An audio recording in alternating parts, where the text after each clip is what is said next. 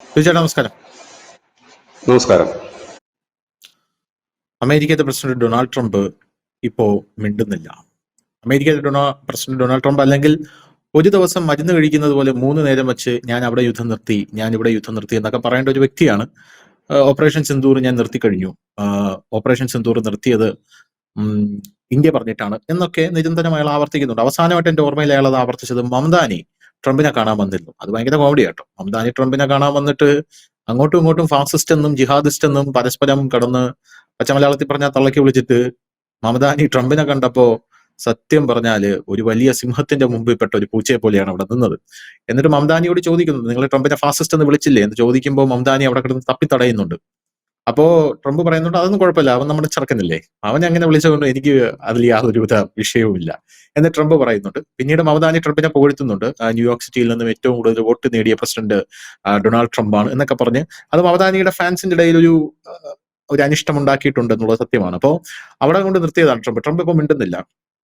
പോരാത്തതിന് ഇപ്പൊ ലേറ്റസ്റ്റ് ആയിട്ട് കേൾക്കുന്ന ന്യൂസ് എന്ന് പറയുന്നത് ഒരു സമാധാന കരാറ് ട്രംപ് മുന്നിലേക്ക് കൊണ്ടുവന്നിട്ടുണ്ട് റഷ്യ യുക്രൈൻ യുദ്ധം നിർത്താനായിട്ട്. ആ കരാറ് പ്രകാരം റഷ്യക്കാണ് മേൽക്കൈ എന്ന് പറഞ്ഞ് യുക്രൈൻ റഷ്യയിലോട്ട് ആക്രമണം കടുപ്പിച്ചിട്ടുണ്ട്. അപ്പൊ ട്രംപിന് ഒരു തരത്തിലും രക്ഷയില്ലാത്തൊരു നീക്കമാണ്. പിന്നെ എണ്ണയുടെ കാര്യം ട്രംപ് ഇപ്പൊ മിണ്ടുന്നില്ല. എണ്ണ ഇന്ത്യ നിർത്തി എന്ന് പറയുന്ന ട്രംപ് ഇപ്പൊ ഒന്നും മിണ്ടുന്നില്ല. പോരാത്തതിന് ട്രംപിന്റെ കയ്യിൽ നിന്ന് എല്ലാം പിടിവിട്ടു പോയി. ഉദാഹരണം പറയുകയാണെങ്കിൽ ഇപ്പോ റഷ്യ യുക്രൈൻ യുദ്ധത്തിൽ സമാധാന കരാർ കൊണ്ടുവന്നപ്പോൾ യുദ്ധം കൂടുതൽ കടുക്കുകയാണ് ചെയ്തത്. അതിന്റെ കൂട്ടത്തിൽ ഏറ്റവും വലിയ വാർത്ത എന്ന് പറയുന്നത് റഷ്യ ഇപ്പോ അവരുടെ എണ്ണ മറ്റുള്ള രാജ്യങ്ങളിലേക്ക് സപ്ലൈ ചെയ്യാനായിട്ട് പുതിയൊരു വഴി കണ്ടുപിടിച്ചിട്ടുണ്ട് എന്ന് റിപ്പോർട്ടുകൾ പുറത്തു വരുന്നു. ഇന്ത്യയെ സംബന്ധിച്ച് പറയുകയാണെങ്കിൽ ട്രംപ് പഠിച്ച പണി 18 നോക്കി വ്യാപാര കരാർ നടത്താനായിട്ട്. അപ്പൊ ഇന്ത്യ അത് വൈകിപ്പിച്ചു കൊണ്ടുപോകണം. അപ്പൊ എന്തുകൊണ്ടാണ് ഇന്ത്യ അത് വൈകിപ്പിക്കുന്നത് എന്നുള്ളൊരു ചോദ്യമുണ്ട്. ഇനി ചൈനയെ സംബന്ധിച്ച് പറയുകയാണെങ്കിൽ തായ്വാനിലോട്ട് ശക്തമായിട്ടുള്ള അധിനിവേശം നടത്താനായിട്ട് ചൈന മുന്നൊരുക്കങ്ങൾ തുടങ്ങിക്കഴിഞ്ഞു. ഓൾറെഡി തായ്വാന്റെ സമുദ്രാതിർത്തിയിലെല്ലാം ചൈന വെസലുകൾ അയച്ചിട്ടുണ്ടെന്ന റിപ്പോർട്ട് പുറത്തു വരുന്നുണ്ട്. അവർ വ്യോമസേനയെ തയ്യാറാക്കി നിർത്തിയിരിക്കുന്നു. അപ്പൊ ട്രംപിന് നേരിട്ട് ഇടപെട്ട് കഴിഞ്ഞാൽ ട്രംപിനെ അണവായുധം പ്രയോഗിക്കും എന്നാണ് ചൈന പറഞ്ഞിരിക്കുന്നത്. അമേരിക്കയിലേക്ക് അണവായുധം അവർ തിരിച്ചു വെച്ചിട്ടുണ്ട് എന്നുള്ള റിപ്പോർട്ടുകളൊക്കെ നമ്മൾ കണ്ടതാണ്. അതുകൊണ്ട് ജപ്പാൻ വഴി ഒരു അറ്റാക്ക് നടത്തി, അതായത് ചൈനയും ജപ്പാനും തമ്മിൽ അടുപ്പിച്ച് തായ്വാനിൽ നിന്ന് ചൈനയുടെ ശ്രദ്ധ താൽക്കാലം തിരിക്കാനാണ് അമേരിക്ക ശ്രമിച്ചുകൊണ്ടിരിക്കുന്നത്. അങ്ങനെ മൊത്തത്തിൽ ട്രംപ് എല്ലാ തലത്തിലും പെട്ടിരിക്കുന്ന ഒരു അവസ്ഥയാണ്. പ്രത്യേകിച്ച് ഈ RIC ട്രംപിന് ഒരു വലിയ തലവേദനയായി മാറുന്ന ഒരു കാഴ്ചയാണ് കാണാനായിട്ട് സാധിക്കുന്നത്. റഷ്യ, ഇന്ത്യ, ചൈന സഖ്യം ട്രംപിനെ 3 ഭാഗത്തു നിന്നും വരിഞ്ഞു മുറുകുന്ന ഒരു കാഴ്ചയാണ് കാണാൻ സാധിക്കുന്നത്. അപ്പൊ ഇനി അമേരിക്കയുടെ നീക്കം എത്തരത്തിലായിരിക്കും എന്നാണ് ലോകരാജ്യങ്ങൾ ഉറ്റുനോക്കുന്നത്. യൂറോപ്യൻ കൺട്രീസിന് ഇതൊരു വലിയ അമർഷമുണ്ട്. കാരണം ട്രംപ് ഇത്രയും കാര്യങ്ങൾ വരുത്തി വെച്ചത് ട്രംപാണ്. ഇന്ത്യയെ ട്രംപിന് സുഖമായിട്ട് കൂടെ നിർത്താമായിരുന്നു. അപ്പോ ട്രംപിന്റെ ഉപദേഷ്ടാക്കളും ട്രംപിന്റെ മന്ത്രിസഭയിലുള്ള ആൾക്കാരും ഒക്കെ ഇത് പറഞ്ഞിട്ടുണ്ട്, ഇന്ത്യയെ കൂടെ നിർത്താമായിരുന്നു. ഇന്ത്യ എന്ന് പറയുന്ന ഒരൊറ്റ രാജ്യം പിണങ്ങിയില്ലായിരുന്നെങ്കിൽ ട്രംപിന് ഇത്രയും വലിയ ഒരു തിരിച്ചടിയും തലവേദനയും ഒരു ഭാഗത്തുനിന്ന് വരില്ലായിരുന്നു. ചൈനയും റഷ്യയും എല്ലാം ഇന്ത്യയെ പിണക്കാതെ നിർത്തിയിരുന്നുവെങ്കിൽ നമുക്ക് ഇന്ത്യയെ കൊണ്ട് മധ്യസ്ഥത വഹിപ്പിച്ച് എന്തെങ്കിലും ഒരു കാര്യം ചെയ്യിപ്പിക്കാമായിരുന്നു. പക്ഷെ ഇന്ത്യയും ട്രംപ് പിണക്കി എന്നുള്ളതാണ്. അപ്പൊ ഇനിയുള്ള അടുത്ത നീക്കം അമേരിക്കയ്ക്ക് വളരെ ക്രൂഷ്യലാണ്. അതെന്തായിരിക്കും എന്നുള്ളതാണ് ചോദ്യം. അതായത് കഴിഞ്ഞ കുറെ നാളുകൾ നമ്മൾ ഈ അടുത്ത കാലങ്ങളിൽ കാണുന്ന ഒരു കാര്യം, ട്രംപ് മാത്രമാണ് സംസാരിക്കുന്നത്. എണ്ണ നിർത്തി, താരിഫ് കൂട്ടും എന്ന് മാത്രം സംസാരിക്കുന്നു. റഷ്യയുടെ ഭാഗത്തുനിന്ന് റിപ്ലൈകളൊന്നും നമ്മൾ കാണാറില്ല. പൊതുവെ റഷ്യ അങ്ങനെ ഈ രാജ്യങ്ങളായാലും, റഷ്യ ആയാലും ചൈന ആയാലും ഈ പറയുന്ന ഇന്ത്യ ആയാലും ഒന്നും ഇദ്ദേഹം പറയുന്നതിന് മറുപടി കൊടുക്കാറൊന്നുമില്ല. അവരവരുടെ പ്രവൃത്തികളിലൂടെയാണ് മറുപടി. ആകെ മറുപടി കൊടുക്കുന്ന ഒരു രാജ്യം ഇറാനാണ്. അവരും ഇതിൻ്റെ ഇടയ്ക്ക് വെടിപൊട്ടിച്ചിട്ടുണ്ട്. അവർ പറഞ്ഞ ഉടൻ തന്നെ ഞങ്ങൾ ആണവ പരീക്ഷണം തുടങ്ങാൻ പോവുകയാണ്, റഷ്യയിൽ നിന്ന് ഞങ്ങൾ അതിനുള്ള കാര്യങ്ങളെല്ലാം ഇപ്പൊ കൊണ്ടുവന്നിട്ടുണ്ട് എന്നാണ് പറഞ്ഞിരിക്കുന്നത്. അതിൻ്റെ ഇടയ്ക്ക് പുള്ളിയുടേതായ വകയിൽ ആയത്തുള്ള ഖൊമേനിയും ഒരു വെടി പൊട്ടിച്ചിട്ടുണ്ട്. അതിനിടയിലാണ് റഷ്യയുടെ ഇന്നലെ വന്ന ശ്രീമാൻ വ്ളാഡിമിർ പുടിന്റെ വക്താവ് അദ്ദേഹം പറഞ്ഞത്, ഞങ്ങൾക്ക് ഈ സമാധാന കരാറിനെ കുറിച്ചൊന്നും അറിയില്ല. ഈ കരാറിൽ പറയുന്ന കാര്യമാണെങ്കിൽ ഞങ്ങൾക്ക് അംഗീകരിക്കാൻ ബുദ്ധിമുട്ടുണ്ട്. കാരണം ഞങ്ങൾ അതല്ല ആവശ്യപ്പെട്ടിരിക്കുന്നത്. അതായത് ഏതാണ്ട് ഉക്രൈന്റെ മർമ്മപ്രധാന സ്ഥലങ്ങളെല്ലാം റഷ്യക്ക് കൊടുക്കാം എന്ന് പറഞ്ഞാലും റഷ്യ അവിടെ ഒതുങ്ങുന്നില്ല. അതാണ് ആ വക്താവിന്റെ വാക്കുകളിൽ നിന്ന് പുറത്തു വരുന്നത്. ഞങ്ങൾ ഞങ്ങളുടെ ആണവ പരീക്ഷണങ്ങളുമായിട്ടും മറ്റു പരീക്ഷണങ്ങളും മറ്റു നീക്കങ്ങളുമായിട്ട് ഞങ്ങൾ മുൻപോട്ട് പോവുകയാണ് എന്ന് പറയുക മാത്രമല്ല, വലിയ രീതിയിൽ തന്നെ ആക്രമണം ഉക്രൈനിൽ നടത്തുന്നുമുണ്ട്. അതും ഇപ്പോഴൊക്കെയുള്ള ആക്രമണം എന്ന് പറഞ്ഞാല് ജനവാസ കേന്ദ്രങ്ങളിൽ തന്നെയാണ് തകർപ്പൻ ആക്രമണം അങ്ങോട്ടും ഇങ്ങോട്ടും നടത്തുന്ന ഒരു സാഹചര്യത്തിലേക്ക് അത് കാര്യങ്ങൾ പോവുകയാണ്. അതായത് ഈ കൊട്ടിഘോഷിച്ചിട്ടൊന്ന് സമാധാന കരാർ എങ്ങും എത്തും എന്ന് തോന്നുന്നില്ല. കാരണം നിലവിൽ സെലൻസ്കി ഓക്കെയാണ് എന്ന് പറയുന്നു. യൂറോപ്യൻ യൂണിയൻ രാജ്യങ്ങൾക്ക് വലിയ മുറുമുറുപ്പുണ്ട് ഇങ്ങനെ ഒരു അടിയറവ് വെക്കുന്നത്. അതായത് റഷ്യയുടെ കാലിലേക്ക് ചെന്ന് വീഴുകയാണ്. അപ്പോൾ ഇതിനകത്ത് റഷ്യ പറയുന്ന പുടിനാണ് അവസാന വാക്ക്. അദ്ദേഹം എന്താണോ പറയുന്നത് അപ്പം മാത്രമേ ഇത് കൺഫേം ആകൂ യുദ്ധം തീരുമോ ഇല്ല എന്നുള്ളത്. പുടിൻ പറയുന്നത് ഇതിനെക്കുറിച്ച് അവരുടെ വക്താവ് പറയുന്നത് ഞങ്ങൾക്ക് ഇതിനെക്കുറിച്ച് വലിയ ധാരണയില്ല. അതായത് ഈ കൊണ്ടുവന്ന സമാധാന കരാറ് ഒരു ഒരു ഒരു പുകമറ പോലെ നിൽക്കുകയാണ് ഇപ്പോഴും. അതൊരു യാഥാർത്ഥ്യത്തിലേക്ക് എത്തുമോ ഇല്ലയോ എന്നുള്ളത് സംശയമാണ്. ഇതിനിടയിൽ അമേരിക്ക 2 ദൂതന്മാരെ ഇപ്പോൾ റഷ്യയിലേക്ക് വിട്ടിട്ടുണ്ട് ഈ കരാറ് സംബന്ധിച്ചുള്ള ചർച്ചയിൽ. അപ്പോഴേക്ക് റഷ്യയുടെ വലിയൊരു ഡിമാൻഡ് ഉണ്ടാകുമായിരിക്കാം. അത് അങ്ങനെ നിൽക്കുന്നു. ഇതിനിടയിൽ റഷ്യ ഈ ഉപരോധങ്ങളെ മറികടന്ന് എല്ലാ രാജ്യങ്ങളിലേക്കും എണ്ണ എത്തിക്കാൻ 133 ഷാഡോ വെസൽസുകൾ കളത്തിലിറക്കിയിട്ടുണ്ട്. ഈ ഷാഡോ വെസൽസുകളിൽ അത് പുറത്തു വന്നത് എങ്ങനെയെന്ന് ചോദിച്ചാൽ, ഈ ഷാഡോ വെസൽസ് എല്ലാ രാജ്യങ്ങളും ഇറക്കാറുള്ളതാണ്. അതായത് എന്താണ് പറയുന്നത്, ഈ കള്ളവണ്ടി എന്ന് പറയത്തില്ല, ടാക്സി, കള്ള ടാക്സി എന്ന് പറയുന്നത് എണ്ണ കൊണ്ടുവരാനുള്ള കള്ള ടാക്സി പോലത്തെ സാധനം, കപ്പലുകൾ, എണ്ണ വെസൽസുകളാണ്. അപ്പൊ അതിനകത്ത് റഷ്യ പതാക മാറ്റിക്കൊണ്ട് ആണ് ഇപ്പോൾ പണി നടത്തിക്കൊണ്ടിരിക്കുന്നത്. റഷ്യൻ പതാക ഉപയോഗിക്കാതെ ഈ സാമ്പത്തികമായിട്ടൊക്കെ വളരെ പിന്നോക്കം നിൽക്കുന്ന ചില രാജ്യങ്ങളുടെ പതാകകളും മറ്റുമൊക്കെ ഉപയോഗിച്ചുകൊണ്ടാണ്. ഇത് 2 രീതിയിലാണ് ഇതിനകത്ത് പതാകകൾ ഷിപ്പുകളിൽ സാധാരണ യൂസ് ചെയ്യുന്നത്. ഒന്ന്, ഈ രാജ്യങ്ങളുടെ കപ്പലുകൾക്ക് അവിടെ രാജ്യത്തിന്റെ പതാക ഉപയോഗിക്കും. ഒപ്പം തന്നെ നമ്മൾ ഈ രജിസ്ട്രേഷൻ എടുക്കുമ്പോൾ താൽക്കാലിക ടെമ്പററി ആയിട്ട് പതാക വെക്കുന്നതിന്റെ ഒരു പെർമിഷൻ കിട്ടും. ഈ ടെമ്പററി പെർമിഷന് പൈസ അടച്ചുകൊണ്ട് അതൊരു ഷോർട്ട് ടൈമേ ഉള്ളത്, ചിലപ്പോൾ ഒരു 6 മാസമായിരിക്കില്ല, 1 വർഷത്തേക്കായിരിക്കും. അപ്പോൾ ആ രാജ്യത്തിന്റെ പെർമിഷൻ കിട്ടും. അതിനൊരു നിയമമുണ്ട്. അപ്പൊ അതുകൊണ്ട് ഈ സാമ്പത്തികമായിട്ട് ശുഷ്കിച്ച അല്ലെങ്കിൽ ദരിദ്രമായിട്ട് ഒരുപാട് രാജ്യങ്ങളുണ്ട്. അപ്പൊ ആ രാജ്യങ്ങളുടെ പതാക ആണ് ഇപ്പോൾ യൂസ് ചെയ്തുകൊണ്ട് പോകുന്നത്. ഇത്തരത്തിൽ 133 ഷിപ്പുകളെ കണ്ടെത്തി കഴിഞ്ഞിട്ടുണ്ട്. നമ്മൾ കണ്ടതാണ് 2 ആഴ്ചക്ക് മുമ്പ് ഇന്ത്യയിലേക്ക് വന്ന, ഇന്ത്യയിലേക്കാണോ ചൈനയിലേക്കാണോ എന്നറിയില്ല, വന്ന ഷിപ്പ് ഏതായാലും ചൈനയെ ലക്ഷ്യമാക്കി എന്നാണ് ചില മാധ്യമങ്ങൾ പറയുന്നത്. എന്നാൽ അത് ഇന്ത്യക്കുള്ള എണ്ണയായിരുന്നു എന്നാണ് പുറത്തു വന്ന വാർത്ത. ആ ഷിപ്പ് ഓടിച്ചിരുന്നത് ചൈനീസിന്റെ ക്യാപ്റ്റൻ ആയിരുന്നു. ആ ഷിപ്പിന്റെ തലവൻ, ക്യാപ്റ്റൻ എന്ന് പറയുന്നത് ചൈനക്കാരനായിരുന്നു. ഷിപ്പ് റഷ്യയുടേതായിരുന്നു. വന്ന എണ്ണ ഇന്ത്യക്കായിരുന്നു. ഇതാണ് ഈ സ്റ്റോറി, ഇതാണ് ആ വാർത്ത ഇന്ത്യക്ക്. അതായത് ചൈന വഴി ഇത് എത്തിക്കുന്നു, ചൈനയിൽ നിന്ന് ഇന്ത്യയിലേക്ക് എത്തിക്കുന്നു. ഇതാണ് ഇപ്പോഴത്തെ പുതിയ ഒരു സംവിധാനം. കാരണം ഈ ഷാഡോ വെസൽസിന്റെ ഒക്കെ കാര്യത്തിൽ ഈ ചൈന, ഉത്തര കൊറിയ, റഷ്യ എന്നൊക്കെ പറഞ്ഞ രാജ്യങ്ങൾ വളരെ മുൻപേ തന്നെ എക്സ്പീരിയൻസ്ഡ് ആണ്. ഉത്തര കൊറിയക്ക് ഇതിന്റെ രാജാക്കന്മാരാണ് ഈ കള്ളവണ്ടിയുടെ, ഈ കള്ള കപ്പൽ, ഇങ്ങനത്തെ സാധനങ്ങൾ ഇറക്കുന്നത്. കാരണം ഈ ലോകത്ത് എവിടെങ്കിലുമൊക്കെ ഈ സെക്കൻഡ് ഹാൻഡ് സാധനം ഈ ആക്രിക്കാർക്ക് കൊടുക്കാൻ വെക്കുന്ന സാധനമൊക്കെ ഇവർ പോയി മേടിക്കും, വാങ്ങിച്ചിട്ട് വന്നിട്ട് ഇത് ഈ പണിക്കാണ് ഉപയോഗിക്കുന്നത്. ഇതിന്റെ തന്നെ മറ്റൊരു രൂപമാണ് നമ്മുടെ ഈ ഹൂത്തി വിമതന്മാർ ചെയ്യുന്നത്. അവർ പിന്നെ ഇത്തരം വലിയ വെസൽസുകൾ ഉപയോഗിക്കാറില്ല. അവരും ഇത്തരത്തിലുള്ള എണ്ണ കടത്തും മറ്റുമൊക്കെ ഉള്ള ടീമുകളാണ്. അപ്പൊ നമ്മൾ കടൽ എന്ന് പറഞ്ഞു കഴിഞ്ഞാൽ ഒരു കള്ളക്കടത്തിന്റെ കേന്ദ്രം കൂടിയാണല്ലോ. അപ്പൊ ഈ എണ്ണ കടത്ത് ഒരു സംഭവമാണ്. അപ്പൊ കുറച്ച് നാൾക്ക് 2 ആഴ്ചക്ക് മുമ്പായിരുന്നു ഈ ഷിപ്പ് പിടിക്കുന്നു, അത് ഇന്ത്യയിലേക്കുള്ള എണ്ണയായിരുന്നു എന്നാണ് പറയുന്നത്. പക്ഷെ ഇത് ഇന്ത്യയോ ചൈനയോ റഷ്യയോ ആരും ഇതിനെ കുറിച്ചൊന്നും പറയുന്നില്ല. പക്ഷെ ഇതിന്റെ ക്യാപ്റ്റൻ ചൈനക്കാരനായിരുന്നു. ഇത് റഷ്യയിൽ നിന്ന് വന്ന കപ്പലാണ്, ഇത് റഷ്യയുടെയാണ് ഈ ഷിപ്പ്. ഇത് ഏതോ ആരും, ഒരു രാജ്യം അംഗീകരിക്കുന്നില്ല ഇത് ഞങ്ങളുടെയാണോ ഒന്നും ആരും ഒന്നും പറയുന്നില്ല. അപ്പൊ ഇത്തരത്തിൽ എണ്ണ വരുന്നുണ്ട് എന്നുള്ളതാണ് ഒരു യാഥാർത്ഥ്യം. ഇന്ത്യ ആണെങ്കിൽ ഒഫീഷ്യലായിട്ട് എണ്ണ നിർത്തിയതിനെ കുറിച്ച് പറയുന്നുമില്ല. ലൂക്കോയിലും റോസ്നെഫ്റ്റിൽ നിന്നും എണ്ണ വാങ്ങുന്ന റിലയൻസും അനുബന്ധ കമ്പനികളും മാത്രമാണ് നിർത്തിയിരിക്കുന്നത്. നയാര പോലുള്ള കമ്പനികൾ എണ്ണ ഇപ്പോഴും വരുന്നുണ്ട്. പക്ഷെ നയാര എന്ന് പറഞ്ഞാൽ ഈ റോസ്നെഫ്റ്റുമായിട്ട് ഡയറക്റ്റ് കണക്ഷനുള്ള ഇടനിലക്കാരനാണ് നയാര. നയാരയുടെ നിന്നാണ് റിലയൻസ് ഇൻഡസ്ട്രീസ് ഏറ്റവും കൂടുതൽ എണ്ണ വാങ്ങുന്നത്.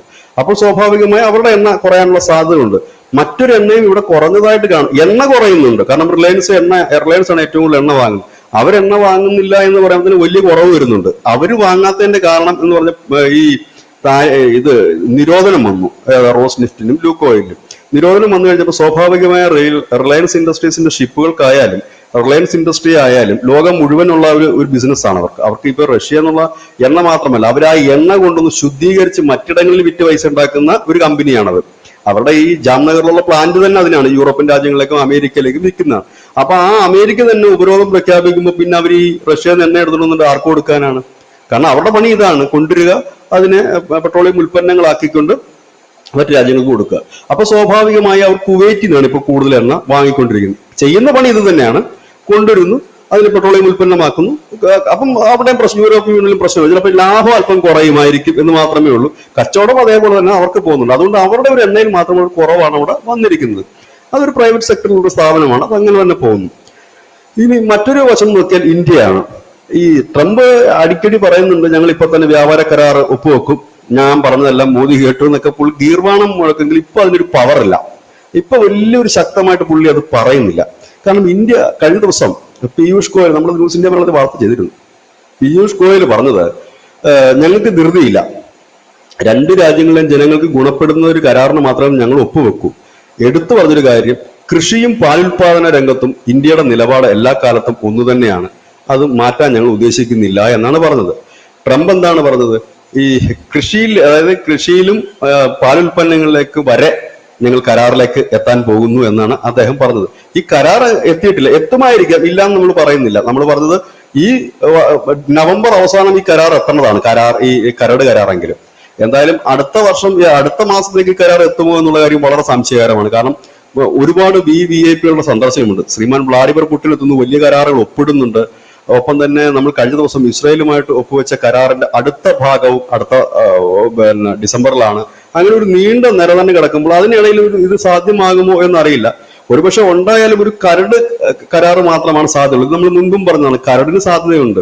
അല്ല, അപ്പൊ ഇന്ത്യ എന്തുകൊണ്ടാണ് ഇപ്പോൾ ഇതിന് ബലം പിടിക്കാത്തതെന്ന് ചോദിച്ചു കഴിഞ്ഞാൽ, ഇവര് താരിഫ് പ്രഖ്യാപിച്ചപ്പോൾ ഇന്ത്യക്കുണ്ടായ ഇടിവ്, അതായത് കയറ്റുമതിയിലുണ്ടായ ഇടിവ് 12.5% ഇപ്പോൾ അത് 8.5% കുറഞ്ഞു. അതായത് നമ്മൾ അവിടത്തേക്ക് കയറ്റുമതി ചെയ്തിരുന്ന സാധനങ്ങൾ പലതും നമ്മളിപ്പോൾ പല രാജ്യങ്ങളിലേക്ക് അതിനെ കൺവെർട്ട് ചെയ്ത് വിട്ട് കഴിഞ്ഞിരിക്കുന്നു, ഇല്ലെങ്കിൽ അതിനെ അങ്ങോട്ടേക്ക് ചേഞ്ച് ചെയ്ത് അതിന്റെ റൂട്ട് മാറ്റി വിട്ട് കഴിഞ്ഞിരിക്കുന്നു. അപ്പൊ പിന്നെ നമുക്കിപ്പോൾ വലിയ തിരക്കില്ല. ഒന്ന്. രണ്ടാമത്തെ, എക്കണോമിക്സ് ടൈംസിന്റെ ഒരു വലിയ തലക്കെട്ട് എന്തായിരുന്നു കഴിഞ്ഞ ദിവസം? അവർ പറയുന്നത് ഇന്ത്യയിൽ ഉത്സവകാലം തീരുന്നില്ല. കാരണം ഈ ദീപാവലി കൊണ്ട് ഇന്ത്യയിലെ ഉത്സവം തീരുകയാണ്, തിരശ്ശീല വീഴുകയാണ്. പക്ഷെ ഈ വ്യാപാര രംഗത്ത് ഉത്സവം തീരുന്നില്ല. കാരണം ഈ GSTയുടെ ഇളവും കാര്യങ്ങളും കൊണ്ട് ആ ഉത്സവകാലത്ത് എന്തായിരുന്നോ തിരക്ക്, അത് തന്നെയാണ് ഇപ്പോഴും ഇന്ത്യൻ വിപണി നിലനിൽക്കുന്നത് എന്നാണ് അവർ പറയുന്നത്. ഏതാണ്ട് 11,000 ബില്യൺ ഇന്ത്യൻ റുപ്പീസിന്റെ UPI പേയ്മെന്റുകളാണ് നടന്നുകൊണ്ടിരിക്കുന്നത്. അപ്പൊ അവർ പറയുന്നത്, ഒരു ചെറിയ കണക്ക് ഞാൻ പറഞ്ഞുതരാം ഇന്ത്യയുടെ ഒരു വളർച്ചയുടെ. നമ്മുടെ ശ്രീരാമ ജന്മഭൂമി ക്ഷേത്രം, അയോധ്യ ക്ഷേത്രമുണ്ട്. ആ ക്ഷേത്രത്തിന് 2,250 കോടി രൂപയാണ് നിർമ്മാണ ചെലവായത്. പഴയത് പണ്ടത്തെ മുമ്പ് എല്ലാ കാലത്തെയും പോലെ നമ്മുടെ ഇവിടുത്തെ ഉള്ള അന്തംഗമ്മികളൊക്കെ ചോദിച്ചു, ഇത്രയും കോടി രൂപ ഉണ്ടെങ്കിൽ എത്ര പാവപ്പെട്ടവർക്ക് വീട് വെച്ച് കൊടുക്കാമായിരുന്നു, പട്ടിണി മാറുമോ എന്നൊക്കെ ചോദിച്ചിരുന്നു. മറ്റേ ഇവിടെ പട്ടേൽ പ്രതിമ വന്നപ്പോഴും ഈ ചോദ്യം ചോദിച്ചിരുന്നു, ഇപ്പോഴും ഈ ചോദ്യം ചോദിച്ചു. സർക്കാരിന്റെ ഭാഗത്തു നിന്നും 1 രൂപ പോലും ഇല്ലാന്ന് എടുത്തു പറയണം, അല്ലെങ്കിൽ ഇവിടെ കമന്റ് വരും സർക്കാരിന്റെ പൈസയാണെന്ന് പറയും. എല്ലാം അതിന്റെ ട്രസ്റ്റ് പറഞ്ഞ സംഭാവനയായിട്ട് ലഭിച്ച പൈസയൊക്കെ കൊണ്ട് ശ്രീരാമ ക്ഷേത്രം നിർമ്മിച്ച. അല്ല, ട്രസ്റ്റ് അവസാനം പത്രക്കുറിപ്പ് ഇറക്കി, ഇനി ഫണ്ട് വേണ്ടാന്നും പറഞ്ഞു. അവര് ക്ഷേത്രം പണിക്കുള്ള ഫണ്ട് കുമിഞ്ഞു കൂടിയിട്ട്, കാരണം അവർ പെട്ടെന്ന് ചെയ്ത ഫണ്ട് റേസിംഗ് അല്ലത്, വർഷങ്ങളായിട്ടുള്ള റേസിംഗ് അത്. അവർ അവസാനം പറഞ്ഞു മതി, ഇനി ആരും കൂടുതൽ ഇടരുത് എന്ന് പറയുന്ന ഒരു അവസ്ഥയിലേക്ക് അവരെത്തി. അപ്പം ആ പൈസ കൊണ്ട് പണിത് എടുത്ത് ഇത് പട്ടിണി മാറില്ലേ, അമ്പലം പണിത പട്ടിണി മാറും എന്നാ കേൾക്കാൻ വേണ്ടി പറയുകയാണ്. ഈ പ്രാണപ്രതിഷ്ഠ ചടങ്ങ് നടന്നതിന് ശേഷം ഇതുവരെ അവിടെ സന്ദർശിച്ചത് 60 കോടി ആളുകളാണ്. അത്രയും നാളെ ഉണ്ട്. 2014 ലാസ്റ്റ് തൊട്ട് ഇതുവരെ അവിടെ എത്തിയത്. 2024 ലാസ്റ്റ് തൊട്ട് എനിക്കൊന്ന് ഏപ്രിലോ മറ്റോ ആയിരുന്നാണ് എനിക്ക് തോന്നുന്നു. ഈ ഏപ്രിൽ ആകുമ്പോഴത്തേക്കും ഏതാണ്ട് ഈ ടൈം കൊണ്ട് 60 കോടി പേര്. ഇന്നിപ്പോ UPയുടെ ടൂറിസം വരുമാനത്തിന്റെ 1/4 സംഭാവന ചെയ്യുന്ന ക്ഷേത്രമായിട്ട് അയോധ്യ മാറി. താജ്മഹൽ താഴെ പോയി, വാരണാസി 40%, വാരണാസി പോയി ആ ലിസ്റ്റിൽ നിന്ന് ഇത് പോയി. നമ്മുടെ മധുര, താജ്മഹൽ, ഈ 3 പിന്തള്ളിക്കൊണ്ട് UPയുടെ എല്ലാം പോയി. അവിടുത്തെ വരുമാനം ഒരു വർഷം 10,000 കോടി രൂപയാണ്. അതായത് ഹോട്ടൽ, പിന്നെ അതുപോലെ തന്നെ ഈ പറയുന്ന താമസ സൗകര്യങ്ങൾ, ലോഡ്ജിന്റെ സിസ്റ്റങ്ങൾ, റിയൽ എസ്റ്റേറ്റ് മാത്രമാണ് ഈ 10,000 കോടി പറഞ്ഞത്. മറ്റ് കച്ചവടത്തിന്റെ എടുത്തിട്ടില്ല. അതായത് ഭയങ്കരമായ രീതിയിൽ അവിടെ ഒരു വലിയ ഇൻകം ആയിട്ട് പോകും. അപ്പൊ ഇതൊരു ഇന്ത്യയിലെ ഒരു ക്ഷേത്രത്തിന്റെ കണക്കാണ് നമ്മൾ പറഞ്ഞത്. ഇതുപോലുള്ള ക്ഷേത്രങ്ങളുടെ കണക്കെടുത്താൽ തന്നെ നമ്മളുടെ ഒരു ഇൻകം ഏകദേശം നമുക്ക് ഊഹിക്കാം. തിരുപ്പതി അടക്കമുള്ള ക്ഷേത്രങ്ങളുണ്ട്. അപ്പം ഇങ്ങനെ വരുന്ന ഒരു കാര്യം. അപ്പോൾ വിപണി ചലിച്ചുകൊണ്ടിരിക്കുന്നു. വിപണിയിൽ ഉത്സവം തീരുന്നില്ല. കാരണം സാധാരണ ദീപാവലി വന്നു കഴിഞ്ഞാൽ പിന്നെ മാർക്കറ്റ് ഡള്ളായിരിക്കും, ആരുടെയും കയ്യിൽ പൈസയൊന്നും കാണില്ല, പിന്നെ പർച്ചേസിംഗ് ഒന്നും നടക്കുന്നില്ല. പക്ഷെ ഇപ്പൊ നേരെ തിരിച്ചാണ് സംഭവിച്ചിരിക്കുന്നത്. അതിനൊരു പ്രധാനപ്പെട്ട കാര്യം ഈ GST കുറച്ചത്, അതുപോലെ തന്നെ കമ്പനികൾ ഓഫർ ഇപ്പോഴും നിലനിർത്തുന്നത്, അങ്ങനെയൊക്കെ ഉള്ള ഒരുപാട് കാര്യങ്ങൾ. പ്രത്യേകിച്ച് ഇത് ഏറ്റവും കൂടുതൽ പ്രതിഫലിക്കുന്നത് വാഹന വിപണിയിലാണ്. പ്രത്യേകിച്ച് ഇനിയിപ്പോൾ ഡിസംബറും ഒക്കെയാണ് അടുത്ത മാസം. അപ്പൊ എല്ലാവരും ഈ ന്യൂ ഇയറിനോടനുബന്ധിച്ച് വണ്ടി എടുക്കാനിരിക്കുന്നവരും അങ്ങനെയൊക്കെ ഉള്ളവരുമുണ്ട്. അപ്പൊ ഇങ്ങനെ ഇന്ത്യൻ വിപണി ഇത്രയും ശക്തമായി ചലിച്ചുകൊണ്ടിരിക്കുകയും നമ്മൾക്ക് ആ താരിഫ് മൂലം ഉണ്ടാകാവുന്ന ആഘാതം നമ്മൾ കുറച്ചു കൊണ്ടുവന്ന് മറ്റു രാജ്യങ്ങളിൽ ഒരു വിപണി തുറക്കുകയും ചെയ്തതോടുകൂടി നമുക്കിപ്പോൾ വലിയ ധൃതിയില്ല ഈ കരാർ ഒപ്പിടണമെന്ന്. ഇപ്പോൾ നമ്മൾ ചെയ്തുകൊണ്ടിരിക്കുന്ന കാര്യം, മുമ്പ് അമേരിക്കയുമായി ഒപ്പിട്ടിരിക്കുന്ന ആയുധ കരാറുണ്ട്. വർഷങ്ങൾക്ക് മുമ്പൊക്കെ നമ്മൾ ഒപ്പിട്ടിരിക്കുന്നതാണ്, ഈ ജെറ്റ് എഞ്ചിനുകൾ മറ്റുമൊക്കെ. അത് എത്രയും പെട്ടെന്ന് ഇവിടെ എത്തിക്കാനുള്ള ഡീലിങ്സ് ആണ് നടക്കുന്നത്. ഇപ്പൊ കഴിഞ്ഞ ദിവസം കുറെ ഹെലികോപ്റ്ററുകൾ അവിടുന്ന് തരാനുള്ള ഒരു ഹെലികോപ്റ്ററുകളൊക്കെ ഇവിടെ എത്തിച്ചു. അതിന് ഇവിടെയുള്ള ഒരു ചില മാധ്യമങ്ങൾ പറഞ്ഞ് കരാർ ഒപ്പിട്ടതല്ലത്, പഴയ കരാർ പ്രകാരം തരാനുള്ള സാധനമാണ് അവർ കുറേശ്ശെ എത്തിച്ചുകൊണ്ടിരിക്കുന്നത്. അത് എത്രയും പെട്ടെന്ന് എത്തിക്കാനുള്ള ശ്രമമാണ് ഇപ്പോൾ നമ്മൾ നടത്തിക്കൊണ്ടിരിക്കുന്നത്. മറ്റൊന്ന്, ഇന്നലെ ശ്രീ നരേന്ദ്രമോദി ഒരു വലിയ ഒരു പ്രഖ്യാപനം നടത്തി. ഒരു 8,000 കോടി രൂപ അതിനിട്ട് ഇൻവെസ്റ്റ് ചെയ്യുകയും ചെയ്തിട്ടുണ്ട്. അതായത് റെയർ എർത്ത് മെറ്റൽസ്, നമ്മൾ ഇന്ന് ന്യൂസ് ലേബിലുള്ള ആ വാർത്ത കൊടുത്തിട്ടുണ്ട്. റെയർ എർത്ത് മെറ്റൽസ് നമ്മൾ ഖനനം ചെയ്യാനുള്ള കമ്പനികൾ സ്റ്റാർട്ട് ചെയ്യുകയാണ്. അതിന്റെ ഒരു സ്റ്റാർട്ട് ചെയ്ത് തുടങ്ങിക്കഴിഞ്ഞിരിക്കുന്നു നമ്മൾ എന്നുള്ളത് ഒരു ഗംഭീര വാർത്തയാണ്. അപ്പം നമ്മൾ നമ്മുടെ കാര്യം നോക്കി മുമ്പോട്ട് പോകുന്നു. അതുകൊണ്ട് തന്നെ നമുക്ക് ധൃതിയൊന്നുമില്ല. വേണമെങ്കിൽ അമേരിക്കയ്ക്ക് വരാം, അല്ലാതെ ഇപ്പൊ ഇന്ത്യക്ക് ഓടിപ്പോയിട്ട് അവിടെ പോയിട്ട് താരിഫ് കുറയ്ക്കുമെന്ന് പറഞ്ഞു. കാരണം താരിഫ് ഇവിടെ എഫക്ട് ചെയ്തില്ല എന്നുള്ളതാണ് നമ്മുടെ രാജ്യത്തെ സംബന്ധിച്ച് ഒരു ബലം നൽകുന്നത്. അതുപോലെ തന്നെ IMF അടക്കമുള്ള ഈ സാമ്പത്തിക സ്ഥാപനങ്ങൾ ഇന്ത്യൻ സാമ്പത്തിക വ്യവസ്ഥ വളർന്നുകൊണ്ടേയിരിക്കുകയാണ് എന്നൊരു റിപ്പോർട്ട് കൂടി ഇപ്പൊ പുറത്തുവിട്ടിട്ടുണ്ട്. ഇന്നിപ്പോ GDP വരുന്ന ദിവസമാണ്. എത്രയാണ് GDP എന്നറിയില്ലെങ്കിലും 7.7 എങ്കിലും ഇല്ലെങ്കിൽ 6 എങ്കിലും ആകും എന്ന് പ്രതീക്ഷിക്കുന്ന ഒരുപാട് പേരുണ്ട്. ഒരുപക്ഷെ അതിന് മുകളിൽ പോയാൽ പോലും അത്ഭുതപ്പെടാനില്ല. അങ്ങനെ കൂടെ വരുമ്പോഴത്തേനുമാണ് നമ്മൾ ഇതിലേക്ക് നിൽക്കുന്നത്. ഇനി ചൈന, മൂന്നാമത്തെ രാജ്യമാണല്ലോ ചൈന. ഈ ചൈനയിലേക്ക് വരുമ്പോഴുള്ള വിഷയം എന്ന് വെച്ചാൽ ചൈനയും ജപ്പാനും തമ്മിൽ ഇപ്പോൾ ഏതാണ്ട് ഒരു അടിയുടെ വക്കത്ത് എത്തി നിൽക്കുന്നു. ഈ ഒരു സാഹചര്യത്തിൽ ജപ്പാനോട് അമേരിക്ക, ട്രംപ് പറഞ്ഞിരിക്കുന്നത് തൽക്കാലം വായടയ്ക്കൂ എന്നാണ് പറഞ്ഞിരിക്കുന്നത്. കാരണം ചൈന ഈ ഒരു അവസരം വെച്ചിട്ട്, ഈ ഒരു വാക്പോർ അവസരമാക്കിക്കൊണ്ട് കൂടുതൽ കപ്പലുകൾ, വാർഷിപ്പുകളും സൈന്യത്തെ അല്ല ഇപ്പോൾ തായ്വാന് ചുറ്റും വിന്യസിച്ചിരിക്കുകയാണ്. അതായത് ശരിക്കും പറഞ്ഞു കഴിഞ്ഞാൽ ഈ തായ്വാനെ അവരങ്ങ് കൊണ്ടുപോകും. കാരണം ഇത് ട്രംപിനും കൂടെ അറിയാവുന്ന ഒരു കാര്യമാണ്. ഈ ട്രംപ് വെറുതെ കിടന്ന്, ഇല്ലെങ്കിൽ അമേരിക്ക കിടന്ന് വെറുതെ ബഹളം വെച്ചിട്ട് ജപ്പാനെ കൊണ്ടുവന്ന് തടയിടാനൊക്കെ ശ്രമിക്കുക. അതായത് ഞങ്ങൾ തടഞ്ഞു, കൊണ്ടുപോകരുത് ഇതെന്ന് പറഞ്ഞുകൊണ്ട് ഞങ്ങൾ തടഞ്ഞു എന്ന് വരുത്തി തീർക്കാനുള്ള ഒരു ഡ്രാമയാണോ അതൊന്നും കൂടെ ആലോചിക്കണം. ഈ എണ്ണ നിർത്തുന്ന കാര്യത്തെക്കുറിച്ച് പറയുമ്പോൾ ലോകത്തെ ഈ സാമ്പത്തിക വിദഗ്ധർ പറയുന്നത് ചൈന ഒരു കാലത്ത്, പിന്നെ ചൈനയെടുത്ത് അത് സ്ട്രിക്റ്റ് ആയിട്ട് പറഞ്ഞാൽ മറ്റു പല മേഖലയിലും ചൈന നമുക്ക് തിരിച്ചടി നൽകാനും സാധ്യതയുണ്ട് എന്നാണ് പറഞ്ഞത്. അതായത് എണ്ണ പഴയതുപോലെ അല്ലെങ്കിൽ പോലും എണ്ണ ഒഴുക്ക് നടന്നുകൊണ്ടേ ഇരിക്കുന്നുണ്ട്. അത് പല വഴിക്ക് വരുന്നു എന്നുള്ളതാണ് ഒന്നാമത്തെ കാര്യം.